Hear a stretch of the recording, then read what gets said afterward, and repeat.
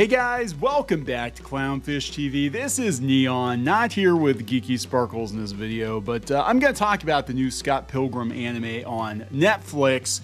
And this is a show I was looking forward to for a very, very long time, mostly because I did not think the movie did complete justice to the Scott Pilgrim comic book series, which I've loved for a very long time. And I was hoping for a one-to-one adaptation, and that's not what we got. So we're going to talk about this. I am really on the fence. My feelings about this. I haven't watched the whole show yet. I've seen some clips here and there, and I get what they're going for, and I get that creator Brian Lee O'Malley is behind the bait and switch, but a lot of fans aren't having it. They're not real happy about this. And again, it's a case of, if the expectations were set up front, I think people would probably be a lot more understanding. But when all of the marketing, all of the trailers pointed to this being a one-to-one adaptation with the Scott Pilgrim comic books, that's what the expectation is. Just like Masters of the Universe, not to drag He-Man into it, but when you market the show as the return of He-Man and you kill He-Man off in the first episode, and then it's mostly about Teela and friends, and that's basically what they do here, people are going to get pissed. Even if your intentions are good, even if the show itself is good, people are going to get pissed off because they feel like they got lied to. They feel like they got hosed. Maybe Brian Lee O'Malley thinks that's hilarious to sit back and watch people's reactions. I don't know. But we're going to talk about this because this is pretty much exactly what happened in He-Man. Scott Pilgrim gets, spoiler, Scott Pilgrim gets sidelined. He gets killed in the first episode, and then the show becomes about Ramona Flowers.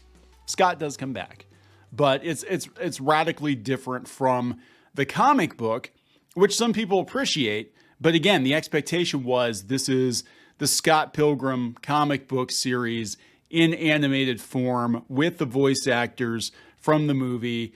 And this was like the ultimate fan wank. And it's like, oh, no, wait, this is not exactly that. So let's talk about it. Before we get into it any further, please subscribe for more pop culture, news, views, and rants, guys.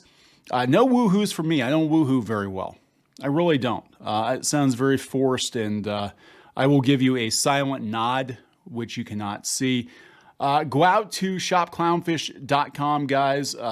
Support Shadowbinders Volume 3. Independent comics. If you like independent comics, this is the third graphic novel in the Shadowbinders series. First new material in 10 years. We're working on it right now. And you can pick up books 1 and 2. So there are going to be some spoilers in this video.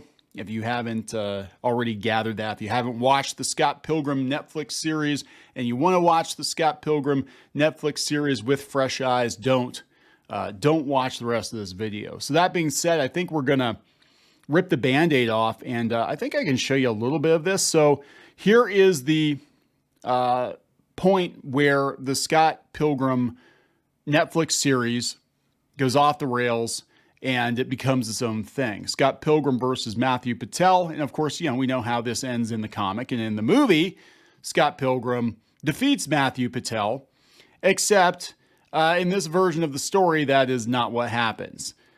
Scott's going to get him. Nope, he dodges, and boom. Uh-oh.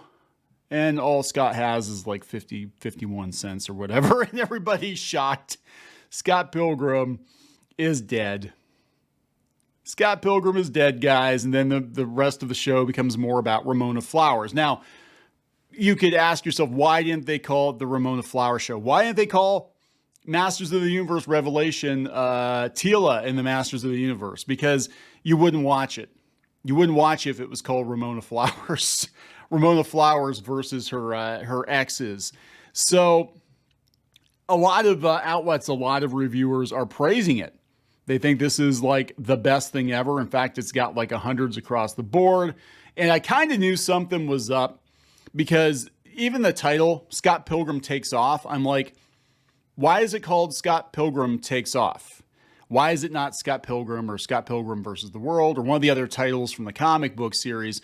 So if you haven't gathered, like the rebuild of Evangelion movies, like Final Fantasy VII Remake, it is not an actual remake. It's not a retelling of the same story. And again, Brian Lee O'Malley, he's well within his rights to do this if he wants to do something different with Scott Pilgrim. I think the issue people are having is that the fan expectations were this was going to be an animated version of Scott Pilgrim one-to-one with the comics and not something completely new. Now, I guess he said in some interviews that he was going to mix it up a little bit, and people were probably like, oh, they'll just do a couple of new things here and there, not just completely toss the whole storyline out and do something completely different with it. But yes, this is a sequel to the comic book series. This is an alternate universe retelling of the story. What if Scott lost that first fight?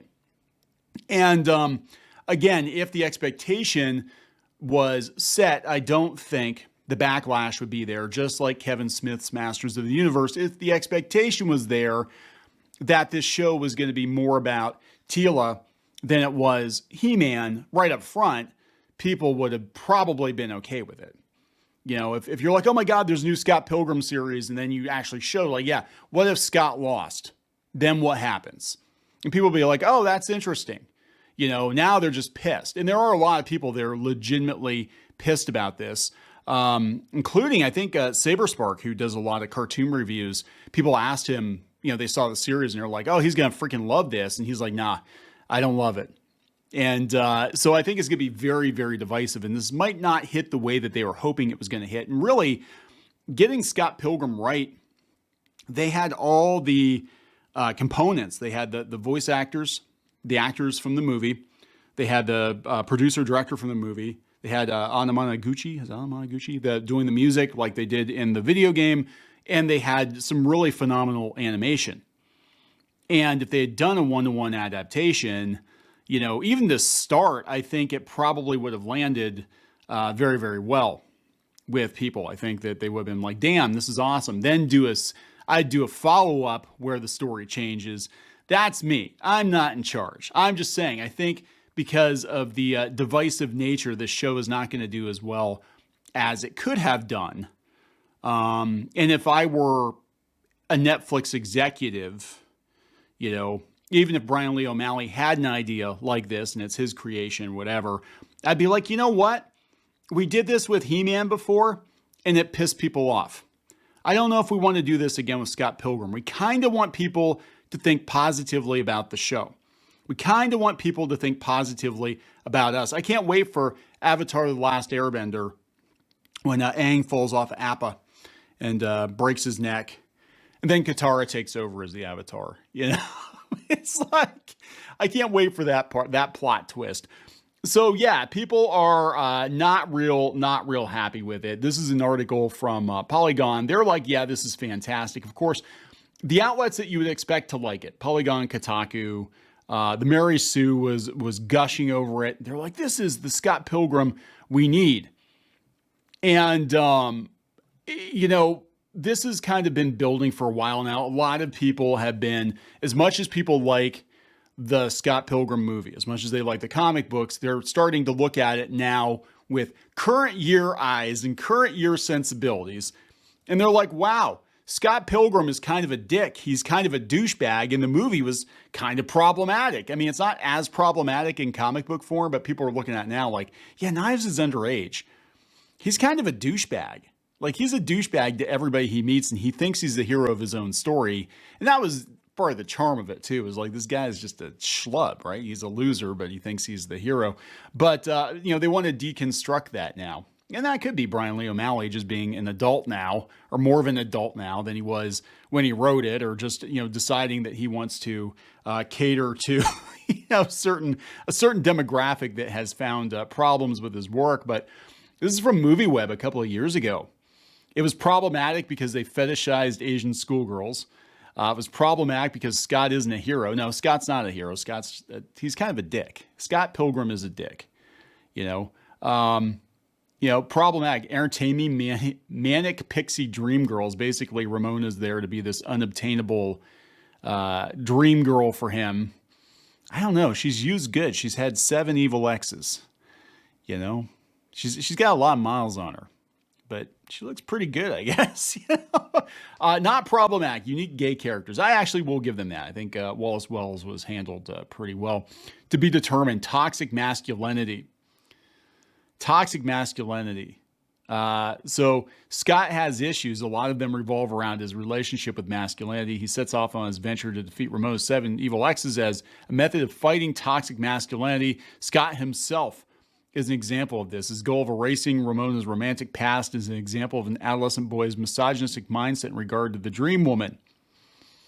The woman in virginal roles, where Scott's dating history is largely ignored, except when his exes intervene as villains. The focus remains on Ramona's list of previous partners. That is true. Scott has a lot of miles on him too. So, you know what I'm saying? It's like, it's basically awful people and more awful people, and hilarity ensues. But so it's gonna be really interesting to see how people react to this. Generally, I mean, a lot of people are shocked that they did it. Some people think it's fantastic. Other people are like, wait, what the hell is going on? I mean, I'm not angry about it. I think I'm more disappointed because I do love the Scott Pilgrim comics. I was hoping for a one-to-one adaptation. That being said, I haven't watched the series yet, so I can't really say whether or not this is good, you know, or if it's a good idea. I mean, maybe it works, because Scott Pilgrim, look, it's all over the damn place, and you know, it totally makes sense, I guess, in universe to mix things up a little bit, especially given the video game and anime, you know, inspiration behind it. But I don't know if it's a smart move. I really don't. We'll see. We'll see what happens. I mean, a lot of people are going to watch it just because it's promoted heavily. It has amazing animation. Maybe there are people that haven't, you know, seen the movie or haven't read the comics, and they're like, oh, this is something totally new, whatever. I'm going to watch it. I'm going to be into it. But we'll see if it pays off. You know, just, again, I think the problem is you got to be honest with people. If you're going to do something like this, if you're going to do a bait and switch like this, you got to be honest with people up front, because they are going to have expectations. If those expectations are not met, there's going to be backlash. And if there's backlash, there's going to be boycotts, and things are not going to do as well as they could have done. If it were me, I were at Netflix, I would tell Brian Lee O'Malley, like, yeah, you can do your sequel series after we do a proper Scott Pilgrim series, and it does gangbusters. Then we'll talk about a sequel, but that's just me. I'm going to wrap it up. Please subscribe for more pop culture news, views, and rants, guys. We'll talk later.